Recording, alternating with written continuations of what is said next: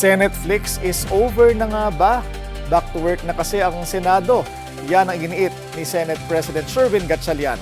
Kailangan na raw isulong ang pagsasabatas ng mga nakabinbing panukala at mag-focus sa impeachment trial ni Vice President Sara Duterte. Niliraw rin ng liderato hindi nagbago ang bilangan ng mga boto para i-convict ang bise. Sa gitna yan ng kalituhan kaugnay sa quorum ng Senator Judges na liliti sa kaso. Kahit nakakulong na si Senator Jingoy Estrada at syempre nagtatago pa rin si Senator Bato de la Rosa, 16 votes daw ang kailangan para hatulan ng conviction si VP Sara. Para himayin ang mga isyung ito, makakasama natin ngayon sa studio si former Senate President Franklin Drilon. Welcome back to Memo po, Senator. Salamat, Ed. Morning, sir. Salamat po sa inyong paanyayang makabalik dito. Alam niyo, sir, mas maganda nung time niyo, walang problema. Nung kayo Senate President, walang kumokontra. Mayroon din. 4 na beses akong tinanggal. I was a victim of coup d'etats in the Senate, I think 3 or 4 Pero lagi times. ho kayong nakakabalik. At hindi questionable ang inyong leadership. Marunong na rin siguro tayo makisama dahil sa tagal nating naging senador na marami na tayong karanasan. And alam mo, 24 na ego ang nandiyan sa Senado. Kaya marunong ko maghimas. Paano ho ba yung paghimas sa kanila? Kasi napansin ko, very sensitive ngayon yung mga senators. Yes. How do you go about doing that? Well, there is no rule. And you do not do it overnight. Yan po ay makukuha mo sa samahan yung matagal diyan sa, alam mo, nasa session hall kayo 3 times a week or 4 times a week. Kaya you develop it over time. Hindi po pwedeng bigla-bigla and on a theoretical basis. Kailangan po niyan pakisamahan at marami. It's difficult to say how do you do it. It's just a matter of over time you show that you deserve the confidence and support of your colleagues. SP Frank, ano hang maipapayo ninyo kay Senate President Sherwin Gatchalian para maging stable ang kanyang leadership at tumagal naman ito at wag na siyang makudeta kumbaga? Marunong po yan si Senator Win. Naintindihan niya po yung trabaho niya, naintindihan niya yung batas at sa panahon na nakasama ko siya, talagang ako'y saludo sa paghahanda niya sa anumang issue na nakaharap ng Senado. It's on those substantial issues and I learned my energy law from Cheese. But having said that, how does he achieve a better stability? Sa akin po, walang ibang solusyon kung hindi sikapin niya na madagdagan ang numero sa majority. Sa ngayon po, 13. Stable pa. At anytime na maging matanggal, malipat sa kabila, ang isa medyo magkakaroon naman ng question on the legitimacy of his leadership. Kaya sa akin, for purposes of stability, kailangan po na sikapin na maghikayat at kumuha ulit ang isa pa sa majority. Lalo na ngayon, Willard, lalo na ngayon, na may napipintong impeachment. Medyo masalimuot po yan. And kaya po, for the stability of the Senate, I would advise him to kumuha mga isa. Alam niyo po, 24 na taon ako sa Senado, wala akong maalala na Senate President na 21 days lang eh. That's how unstable it has become. Wala po ako maalala na nagkaroon ng pagkakataon na 21 araw lamang ang isang Pangulo ng Senado. Yes, that is the reality that we face today. The instability in our Senate, and it is especially difficult because of the very polarized environment brought about by the impeachment and the election of 2028. Sir, nabanggit nyo kanina, sabi nyo, si Gatchalian ay marunong umintindi at alam niya ang gagawin niya. Si Cayetano po ba marunong din na talagang gagawin o Marunong din yan. Abogado yan at matagal na rin sa Senado. Ngunit ang nagbigay ng lakas doon kay Senator Gatchalian ay yung siguro ang tingin ng taong bayan dapat naman tama na ang hidwaan. Alam mo, it has become so disunited. I have not seen a more disunited Senate than I have seen. Alam mo po, yung Senate President, hindi lamang Senate President ng 13. Siya po ay Pangulo ng Senado at buong Senado ang kanyang nagampanan. Dapat po pakiusapan at makipagtrabaho sa 24 na senador. Hindi lang po doon sa 13. So yan po ang nature ng trabaho. You must, alam mo sa Senado, we always say, it is the art of the possible. Hindi naman po pwedeng kagustuhan mo lang ang masunod. Lahat kayo may mandate, may mandato ng taong bayan, kaya hindi naman po pwedeng ikaw lang masusunod. Kailangan makipag-usap at may mga compromises, but nasa inyo po yan kung hanggang saan ka gusto makipag-compromise dahil kung minsan it borders on giving up your principles. So it's really up to the senator to decide how far they will go in dealings in the office. Doon po sa issue ng lipatan, Senator Frank, inasahan niyo po pa yung pag-over the background ni Senators Chis Escudero at Joel Villanueva papunta sa grupo ni Senator Win? Again naman, Inasahan niyo ho ba yung paglilipat nila doon sa grupo ni Win? Hindi po, ngunit alam ko that there were negotiations na nilipat dahil sa kine-question yung pag-upo ni Senator Win bilang Pangulo ng Senado. In fact, acting Senate President lang siya. Kaya alam ko na may mga negotiations, nababalitaan ko pala, hindi ko alam, nababalitaan ko na may mga negotiations.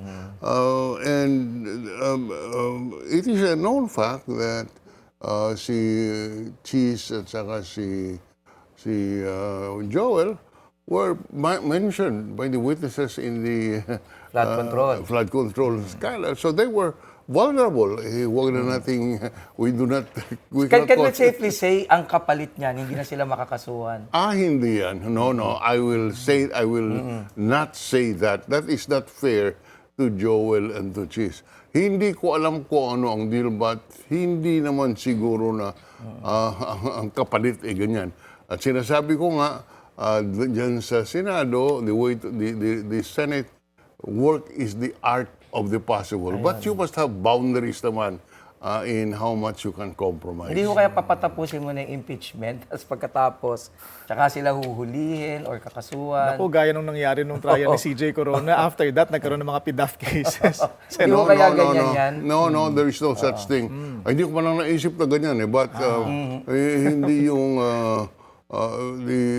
firstly, the Senate was very unstable, Ed. No? Very unstable. There was a dispute na sa Supreme Court pa hanggang ngayon on the validity of the assumption of office of the Senate presidency by Senator Win. So it was really for the public interest that we have stability. Hindi lang po sa impeachment. Remember, may nakabinbin, hindi lang sa Senado, may mga batas. Panukalang batas na nabinbin.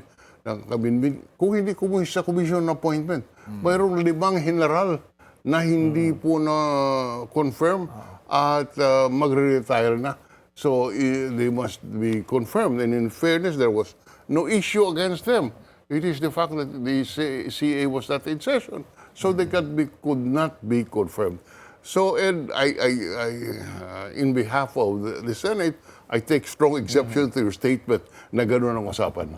Yun po yung mga kwento kasi ng taong bayan. But dapat huwag nating ulitin dito at marami nanonood ng bilyonaryo. Sir, tingin niyo ho ba ay magiging moot and academic na itong petition na nabanggit po nila na pending sa Supreme Court tungkol sa assumption ni Senator Win? I have not read the petition, but from what I read in media, the issue in the Supreme Court is the validity of the assumption in an acting capacity of Win Gatchalian, because they're saying that the declaration by the majority that the position with the Senate President is vacant is not valid. Now, so now the Senator Win has had 13 votes in his favor, and even Alan Peter Cayetano conceded that he's no longer the Senate President. And therefore, that makes the issue moot and academic. Whether or not the Supreme Court will decide that they will take up other issues related to the petition pending is a matter for the court to decide. Pero sa tingin niyo po, given the expanded jurisdiction of the Supreme Court dito sa 1987 Constitution, and given the transcendental importance of this issue, sa tingin niyo kaya, while the Supreme Court would consider this moot, sa tingin niyo ba the Supreme Court would also take time to discuss the issue so that finally we can be guided? If they say it's academic, mukhang academic, it would be obiter. It is not binding. It is not part of the dispute. And I would not encourage the court to do that because, expanded jurisdiction means that they can correct any perceived error or perceived or real error or abuse of power over the entire bureaucracy. I don't think that the Supreme Court would want to invoke that power because otherwise sila po magiging pulis sa buong bureaucracia. I don't think that the Supreme Court would like to do that, and I would like to think that in this particular case, the Supreme Court would leave to the political offices, meaning the Senate and the senators, the matter of the choice of the Senate President, because that's an internal issue of the Senate, and under the Constitution, the Senate is given the power to choose its own officials. Dito naman tayo sa issue ng impeachment proceeding, Senator Frank. May mga nananawagan na buksan daw to the public itong pre-trial conference na nagaganap. Sangayon ho ba kayo na buksan sa media at sa publiko itong pre-trial stage ng impeachment proceedings? Well, sa akin, maging publiko din yan dahil magkakaroon ng pre-trial order. At hindi ang pre-trial kahapon ay meeting presided over by the Senate Secretary. But at the end of the day, it is the impeachment court who will decide what are the issues to be settled, what is the evidence to be submitted and accepted. Kahapon, the Senate Secretary just did what administratively is necessary, and that is to try to get the positions of the parties and see what can already be agreed upon. But the matters which are not agreed upon, it is the court that will ultimately decide. Okay. Ayon po kay Senate President Win Gatchalian, considered suspended na rin ang papel ni Senator Jinggoy bilang Senator Judge sa impeachment trial. And of course, when you talk about Senator Bato, syempre nagtatago siya.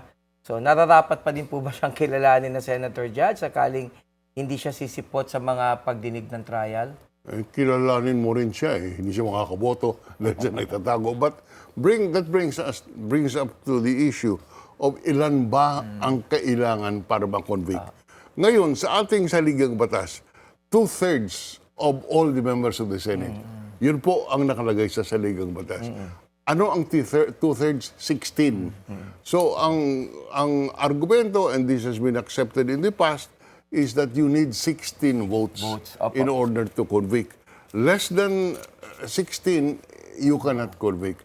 So, it is immaterial how many would oppose, because what is material is how many will concur.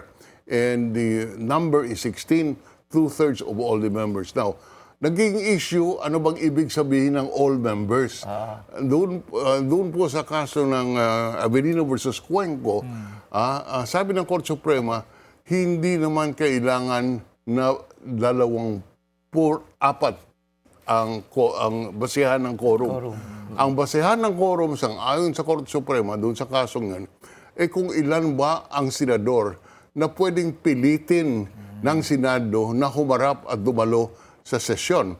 Dahil halimbawa, yung si Senator Bato, hindi mo mapilit yan na mag-attend ng sesyon. Si Senator Jinggoy, kung siya po ay na-issuehan ng warrant of arrest, ang kanyang ability to vote will be controlled by the judge. So, yan po, kaya ang argumento, sang-ayon doon sa Abilino versus Cuenco, insofar as the quorum is concerned, hindi kailangan lahat. Ngunit yan po, ang issue ngayon ay ultimately ang Supreme Court ang magde-decide. Dahil kung mayroon ding nagsasabi na mayroong rule that you cannot interpret a statute to its absurdity. Ibig sabihin, hindi mo naman pwedeng sabihin, dapat yan, 16 kahit anong sabihin mo.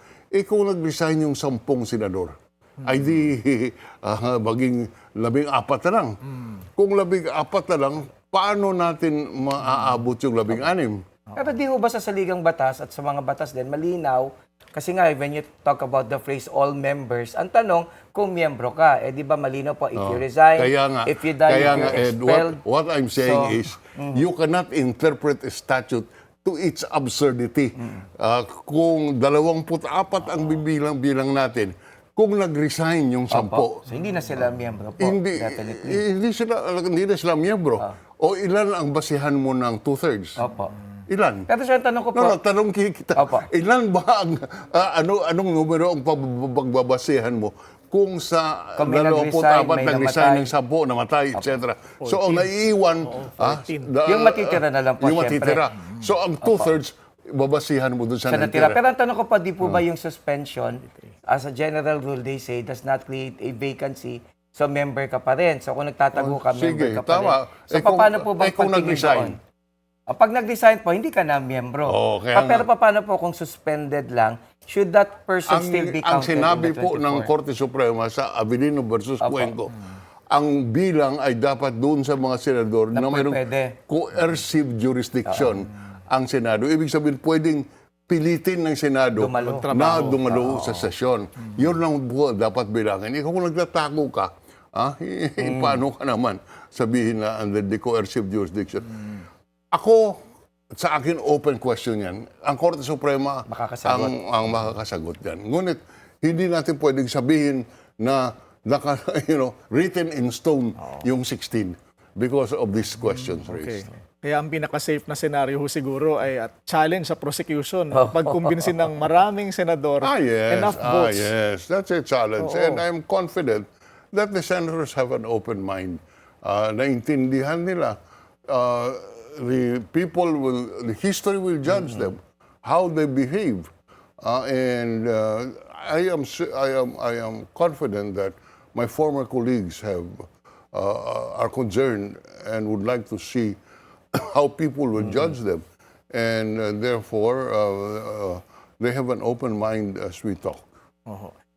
Senator Frank, pwede ho bang mag-inhibit ang ilang senator judges na sinasabing may conflict of interest or possible conflict of interest dito sa impeachment case ni VP Sara? Inhibition is very personal.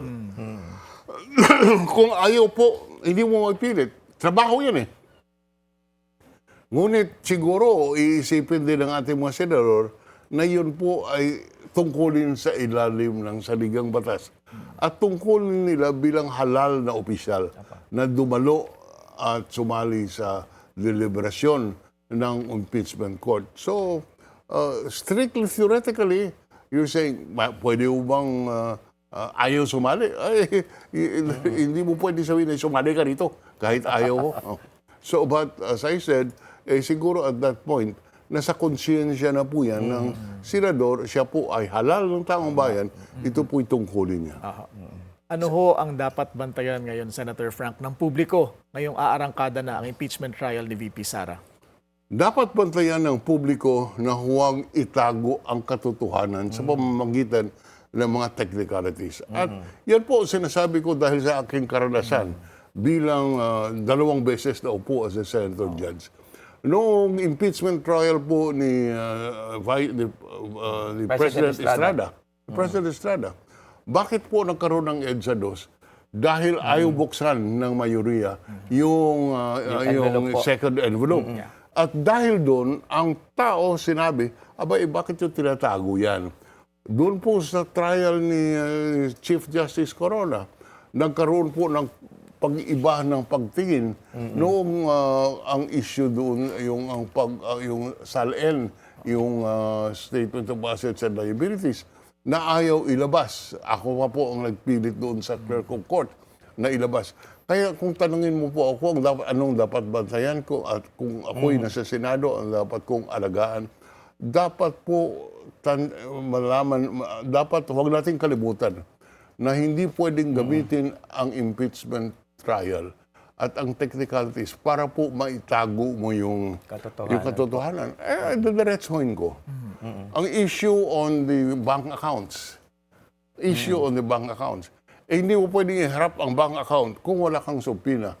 At hindi mo pwedeng ilabas ang subpina sa Senado kung walang pahintulot ang 13. Dahil yun po ultimately will be the one to decide, yung majority. Kung majority sinasabi nila, huwag mong ilabas yan at bawal sa bank secrecy law. Hindi totoo yan dahil under the bank secrecy law, ang exemption ay ang impeachment. Kaya I'm giving that as an example na kung that's what we should watch out for. What the people will watch out for, that the impeachment trial is not being used to hide the truth. Pero may pahabol akong tanong. Kailangan din hubang bantayan, sir, kung sino ang upong presiding officer? Yes, mabantayan din yan. Ngunit, huwag nating kalimutan na ang ultimately ang magde-decide ay yung court, yung buong 24 na senator judge. Hindi po yung impeachment trial presiding officer. Although, initially, ang decision ay nasa presiding officer. Ngunit, ang decision ng presiding officer, pwede mo mong dalhin doon sa 24 at tanungin, tama ba si presiding officer o hindi? At iyon pong desisyon ng 24 ang mangingibabaw at masusunod, hindi yung desisyon ng presiding officer. Although, the presence of or the presiding officer has the initial prerogative to rule, ngunit pwede po siyang baliktarin. Bagay ho ba si Senator Chis Escudero sa role na yan? Chis Escudero is a lawyer from Kailangan UP. po ba lawyer talaga? It doesn't say naman na kailangan lawyer ang presiding officer? Pwede bang si Senator Will, Kung patapusin mo ako, Ed, masasagot ko yung... Follow up lang po, follow up. Alam mo, yung unang-una, yung patakaran sa Senado at sa impeachment court, ang mag-preside ay isang senador. Ngayon, may senador na hindi abogado. Kaya pwedeng hindi abogado. Ngunit, doon po sa dalawang impeachment trial na nangyari, ang presiding officer doon po sa impeachment ni ERAP si Chief Justice